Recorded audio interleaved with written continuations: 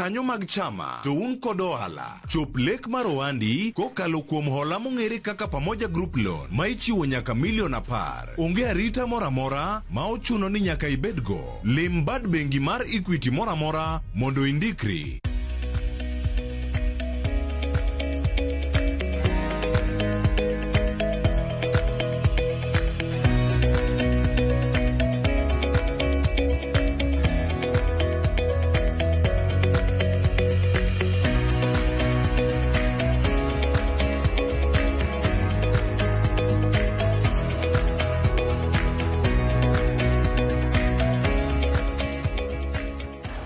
Chenro wa makawuono mar ohala gi mwandu wamedo manyoni oganda luo mago matiyo matek e weche mag ohala kod keto mwandu ka wachopo singo marwa mano mar kelo ni twak makelo dongruok kaka oganda luo. Nyakrom gajwa ohala ma dusruok en achiel kuom ohelni mantiere kod yuto mabere pachoka. Kawuono ateri nyaka kaunti ma Kisumu kamoro me gidan miles kare mar ohala mar lielo luoko kendo duso yiwich ohala mowacho ni osetimo kuom higni buora ma e kaka ne watu akode.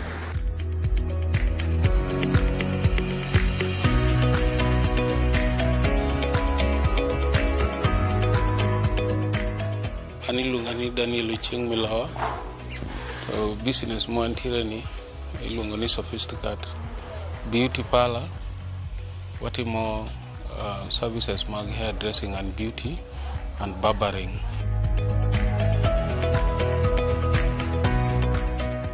Wala ni wasatimo kumigni mang'eny koro waran like more than 2 decades.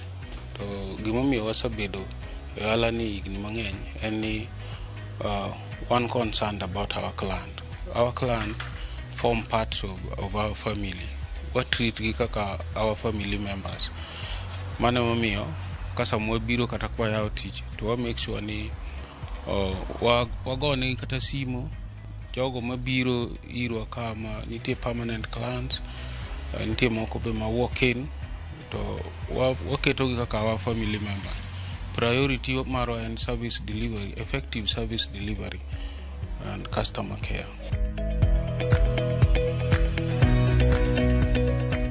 Anchona inya noka ngena brubede salon but kane adhiga Nairobi to nentiere kasinda mane on salons koro kana wuotho kadhie salon during vacation taneno kaka ji timo gik mopogore and then na develop interest ma wacho ni gini e chieng' moro achiel to nyaka bede iye kato kanye mana develop interest mar hair dressing and beauty.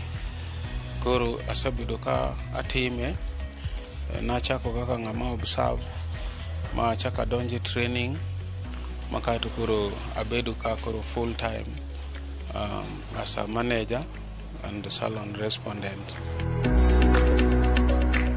Record keeping en gima important nikech kok keep record okibing'eyo ni to kata in a day kata in a month inwango ala kata okinwango kata chope break even. Koro record keeping to pogore luore gi businesses mitimo. Kaka business mar salon record keeping ne watimo based on kaka record keeping mar hairdressing to gi beauty timo nikech luore gi renomination bi kaka renomination ichiwo samoro differ though ibro nango at the end of the day and mana the same renomination ma jomoko ben wango kata ginyalo nango better. Challenges mwasanwango wanyalo date gi back to 2007.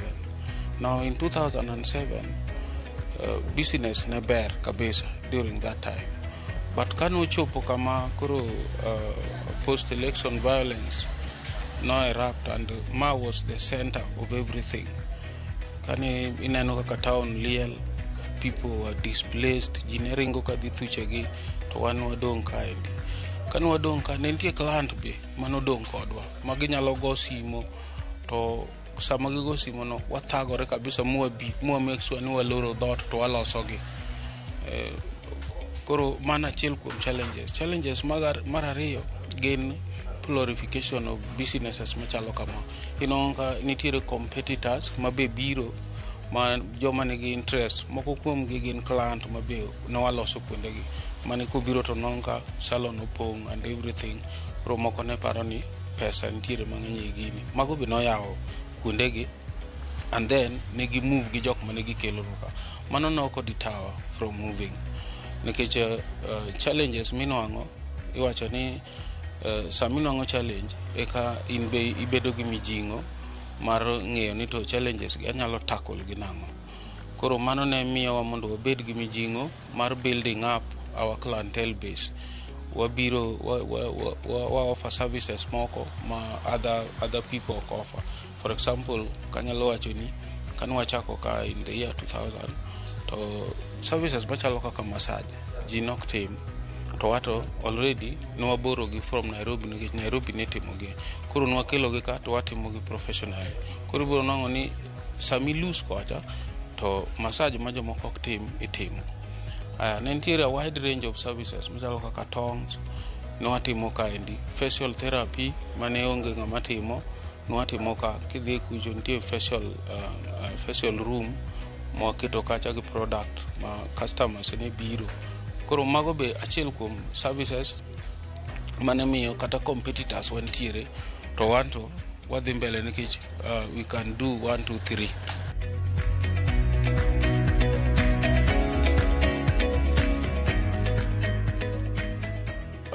Asepuonjora lessons mang'eny about ohala, especially sama midhiero moro mako machalo kaka national disaster ina mane wa experience no but gima temo wacho ni sama in gi client treat that client ka family, treat gi kaka in be ngato nyalo treat bed kod gi in constant contact.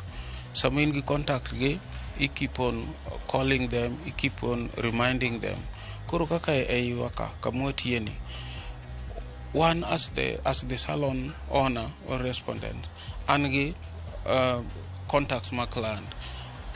These designers ma wantiere go ka hair designer kata beauty therapist gin be gin gi contacts my client kich nitiere gimiluongo ni client designer relationship, client salon owner relationship. Gin te samo bet together wapuonjore ni ng'ato ka ng'ato nyaka oti matek mondo remind the client to nitiere be gimoro miluongo ni record keeping mani penjacha. Nitiere records mag client visit. Nitiere client ma ing'e maber ni every week obiro kata weekend obiro nyaka remind constantly ni your time is due koro nego be ni biro to bro ng'isi ni okay abiro sama chalo kama koro mago gin appointment.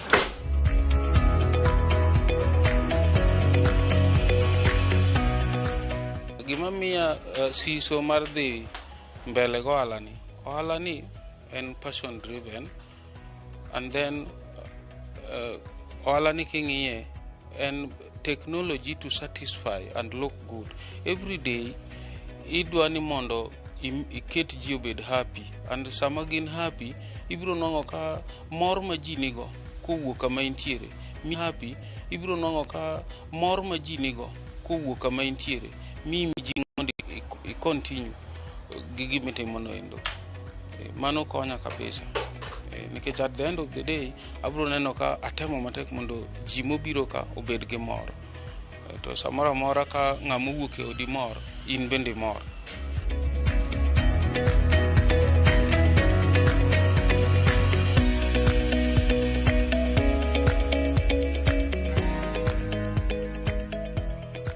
Rio del en achiel kuom mayore mag dago ngima makare.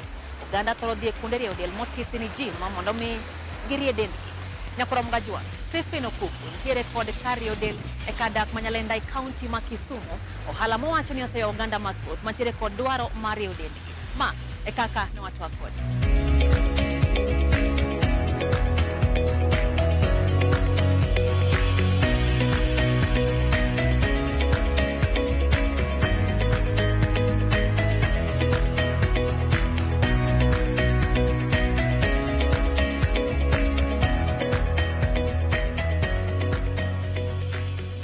Nyinga ilongo ni Stephen Okoth Okuma an wuod Seme anatimo ohala mar gym training fitness, gym equipments. Koro ala mo wan go sani to idea ni no biro because asebedo a gym industry for long. Sani and around 25 years in the fitness industry. Koro 2020 during Corona, emane wabire gi ideas mondo walos lifestyle spa and fitness center. Idea man wabiro go ne wadwa wakelne jo Kisumu, a 5-star experience or closer to them. So we sat down.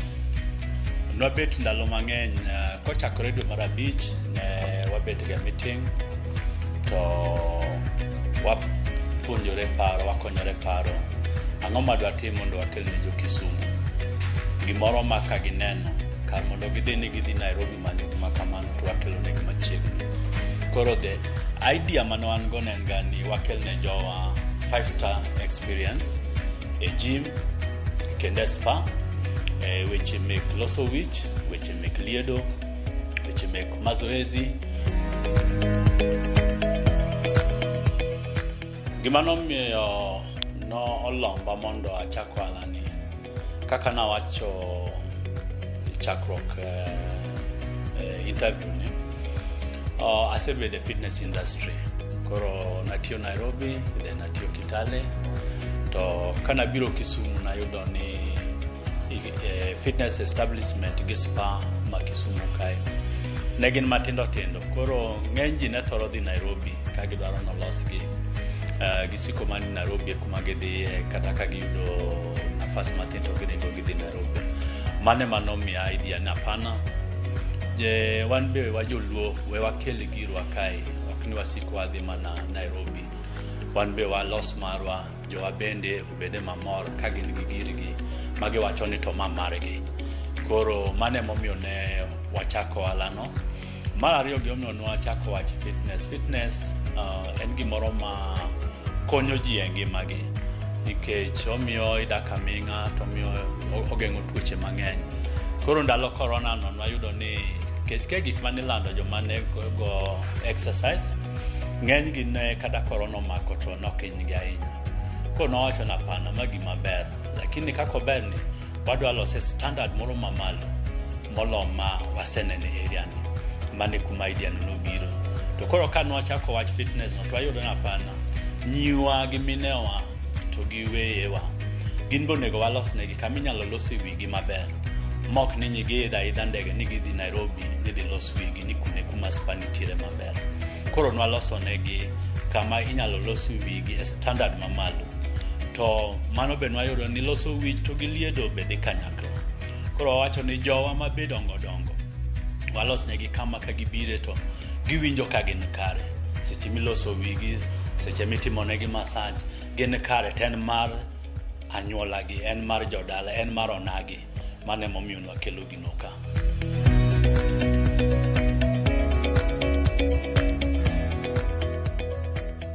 Capital mar chako gini nikech kaka nobiro kaka osiepe en gima dwaro capital mamalo, but kin gi jok manyalo konyi.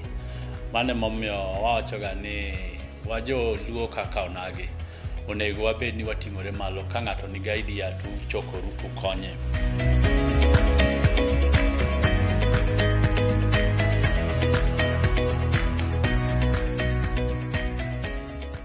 The secret wala ni ni waluonge gi kizungu wacho ni move off the beaten path. Kikitim gik ma ji tatimo nikech ka itimo gik ma ji tatimo to kata clients midwaro go ka gima gibro yudo kama chielo gimimiyo gi ginyalo yudo kama chielo to kune ma gibro dhiye. Koro imiyo gi gimoro ma ka gi compare gi kama chielo kata kuma nyocha gintiere to giwacho ni hapana makacha chawingo kuma wadhiega. Koro mane kaka customers biro nikech giyudo ka gima ikelo ne gi nyien ok en gima ging'iyo go pile pile.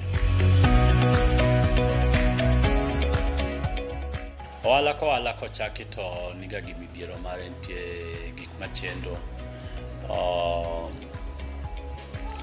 Gik ma chandruok mane wayudo bang' ka wasechako nen yudo jotich mabeyo manyalo kelo that 5-star experience.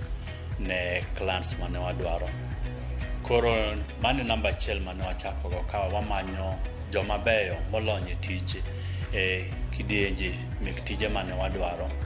Ka wa outsource gi to gima ber ni ne wa outsource gi mana Kisumu kano kadhi oko. Nikech nwafwenyo nitie jowa ma olony e yorego. Koro manyo gi mane tich matek. Then bang' mano ne koro tundo step mar ariyo ne ni koro ne yudo clients. Koro nochuno ni nyaka nwatim marketing mamalo. To the marketing ka nwatimo ka wanyisogi ni gima wakelo negi ber moloyo ma ok gidhi manyo kumachielo. Koro kane ging'iyo ni gidhi kumabor to kelnegi machiegni. To jowa noko letwa down nikech ne gichako biro to gichako luongore kendgi.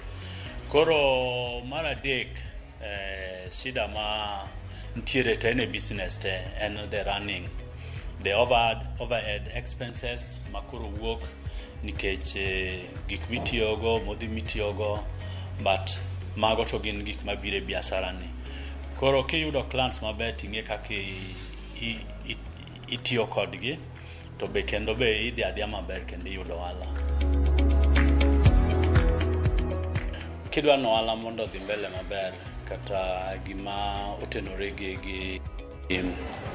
gi omenda to nyaka ibed ng'ama keep records. Kech records gima biro nyisi ka nitie kama nitie gi pesa mang'eny, tang'o miyo nitie gi pesa mang'eny. To records go be mabiro nyisi ka ning'iewo gimoro 1,000 be okelo ni ohala koso odhi chumblu ma iwang'. Kech dware ni seche ma isetieko timo records meki to yudo ni kisetieko chulo jotich, tichulo stima, tichulo pi, tichulo ot, to nyiso ni be idong'e gi gimoro. Mane ka kwere wacho ni kar ohanda ni nyalo konya. Koro nyaka wabed gi records manyiso expenses to gi pesa modonjo. To nyaka wa balance gi mondo wayud ni ka nwatiyo gi pesa makamae to at the end of the day wayudo pesa marom nade. To pesa mwayudo no be pod ka wamiye jotich be pod wadong'e gimoro ma koro wanyalo wacho ni mae ohandwa. Koro mage records ma nyaka waketi, expenses to gi overhead to gin gik moko kaka stima, kaka pi, gi modhi ming'iewo seche moko ti kodgi marach. Koro ng'iewo gi pesa mang'eny to ok giduoko pesa kaka ne dwaro. Koro waketo control measures mondo warang ni gimong'iew ni onego be nokelo ohala, ok nokelo lal. Ng'ama dwa chako ohala ni en gima nyalo nyisogi kata jiwogi ni en ohala maber ma ojiwa chunye kech onge gima ber miyude yo mayot. But ohand spa, ohand salon, ohand liedo, ohand fitness en ohala ma omedo grow, en grow ga pile. In fact, en industry ma en ogro, en okodog ga chien. En saloon semibro neno kamedore. Koro en ok inyalo koso clients, ok inyalo koso customers. Koro ananyalo mana jiwo owetega gi nyiminega giyawo ohala ni nikech seche ma giyawe nitiere nyiminewa e gweng' mabe olony manigi talent biro konyogi kendo koro gikelo miyo giyudo chiemo ma ginyalo chamo, giyudo kaka ginyalo tero nyithindgi skul. Koro en ohala maber ma ng'ato kik wach ni mano ohala mok anyal timo. En ohala ma en onge chiemo biro dok chien. En industry ma grow every day, grow every hour. Sani beauty industry en industry maduong'. En ema iyudo ka nitiere fashion, en ema iyudo ka nitiere beauty pageant, en oduong' sani. Maki ng'ato wach ni en ohala moro manyalo dok piny sani. En kaka omedo dongo kaka the whole world, en gima grow. En kama inacha Miss World, inacha Miss Kenya, inacha Miss Kisumu, en grow pile, en okodog chien.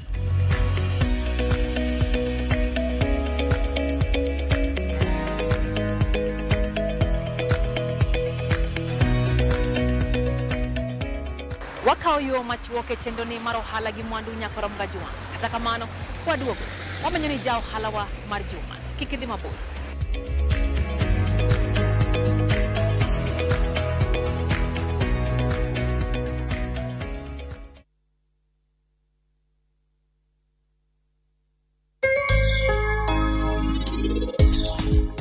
koro mana buota no wacho ni obiro kae mondo los kodo kachiel Omera, an gi paro manyalo reso nyathi manav. To alos nyaka nyingwa e dalani. Sara buchene gima natimo wacho. Donge an nasanyisini ni an ok abi kendo. Ng'eni an kapo ni mehero ok biye, abendo ok abiye. En ang'o mara? Gimoro amora ni kare. Ang'o mi penja kamano? Gimoro amora ni kare ka. Ka gimoro amora ni kare, ang'o miyo ni kamano?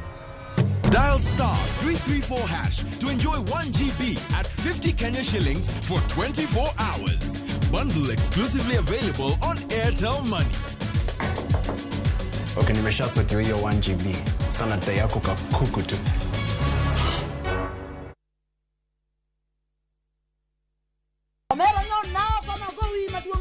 Kanyiero kod mor dhi nyime. Inde mbone nadwa bedo lawyer. Kakoro piene mininde okinya ban. Weche mopondo be medo ng'eyore. Mushene dwa participation. Ni winjo. Pesa na mise cham.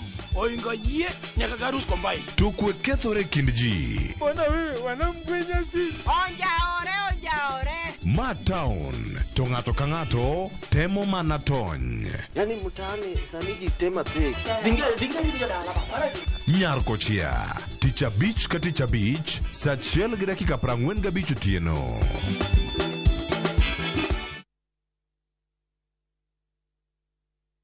From the slums of Lagos Island, we bring you the story of a young lottery operator, Dio, and his girlfriend, Halima, who find themselves in the hands of a gangster, Innocent. Innocent wants to reap where he did not sow. I expect my money 2 weeks.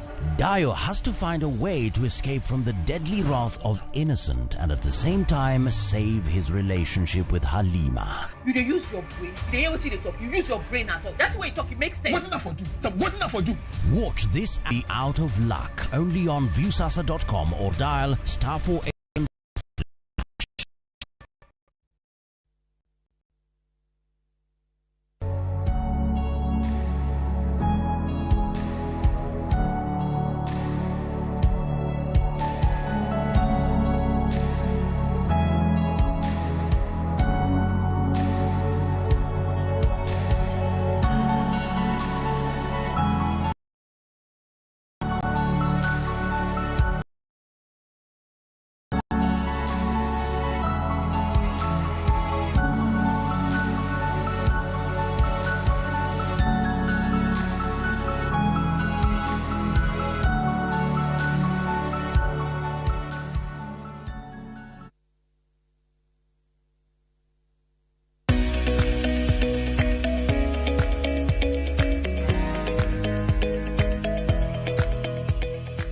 Machiegni kendo nyakorom gajuange chendo ni maro hala gi mwandu. En mor mara ni pod intiere kodwa chendo ni ewang jui mari mihero mar Ramogi TV. Simbe magong'we yamo nitiere kod kuma malach nyakorom gajuang. Kabinde thoth oganda teo matek mondo migidu simbe go. Kaikot ne girageng motisi ni covers. Wamenyo iramera matin matimo hala ni nyakorom gajuang. Hala mosekonyo choko moko kuom dwaro mage magomenda. David Onyango en ja halawa mar juma.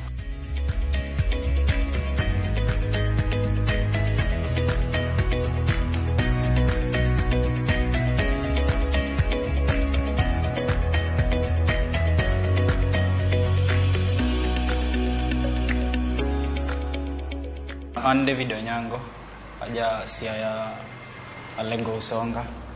To a team of phone sticker design. It is a phone cover designing. To a team onyaka laptop bende designing mar tok simu ama onyalo bedo simu wuon kata onyalo bedo cover mar simu. To onyalo bedo be tok laptop bende atimo nyaka gimiluongo ni wallpaper sticker manyalo design go korot. Atimo nyaka portrait design sticker. Anyalo loso portrait pitch ng'ato aketo ne maber mokete korot.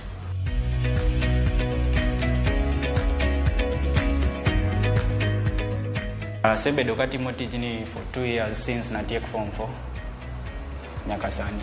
Chakra tiek form 4 gimomiyo natimo tijni en ni kaka natieko school, kaka nanyadhi college ne onge kod pesa. To youths masani kaka ing'eyo yudo tich tek. Koro nochuna achako manyo yore moro manya yudogo pesa. Koro mana aneno ni anyalo bedo gi idea moro mar loso gimoro manyalo kelo pesa. To kana fwenyo ni anyalo kawo picha ta aloko mabed gimoro minya kete tok simu mondo mor ng'ato. Koro mana aneno nachak tijni. Capital mana chako go ala kana seyudo idea to na penjo na share idea no gi Dayo. To Dani no accept ni gino nyalre. Koro kaka ne awuoyo gi Dani to miya capital matin ta chako go. Koro the more kaka na medo dhi mbele, at least mano miya chan, at least ayudo kaka nyalo be anyalo koro support na cho ben jawala.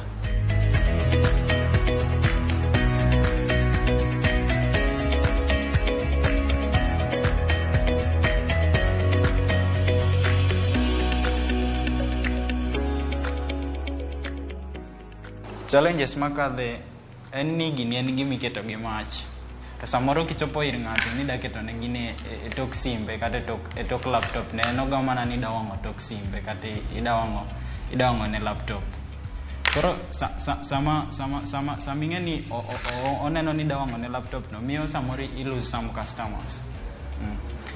Miyo customers moko kieri en mana ni kapo ni ndi ngamo accept e bathe e koki yudo customer moro na choneno ka gino berne.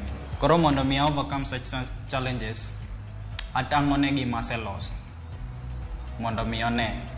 Koro sama chako cha odhi neno ka gima gino wuok gi gima seloso.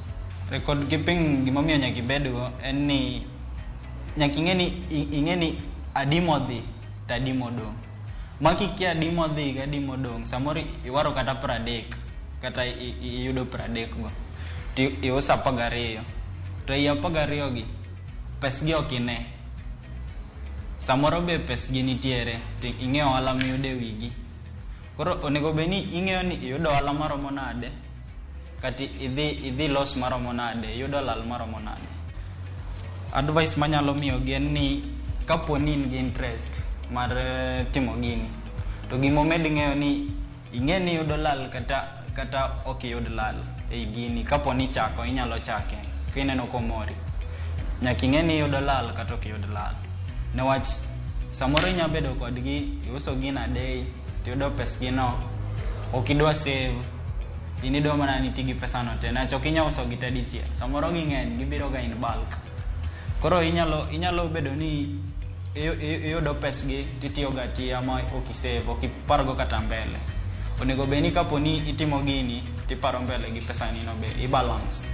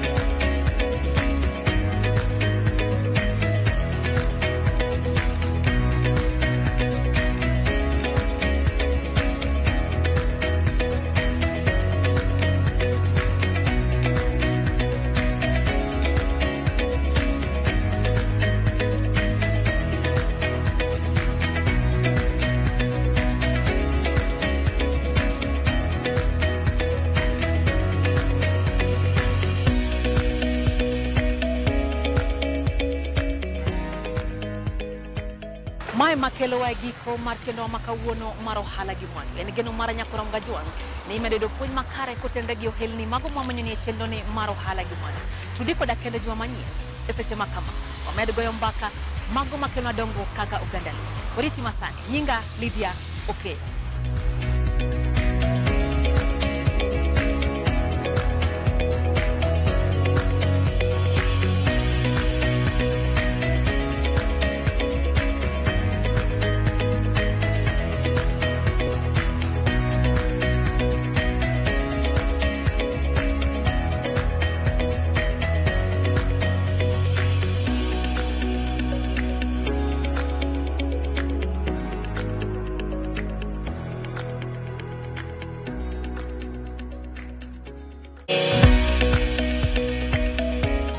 un jokanyo mag chama.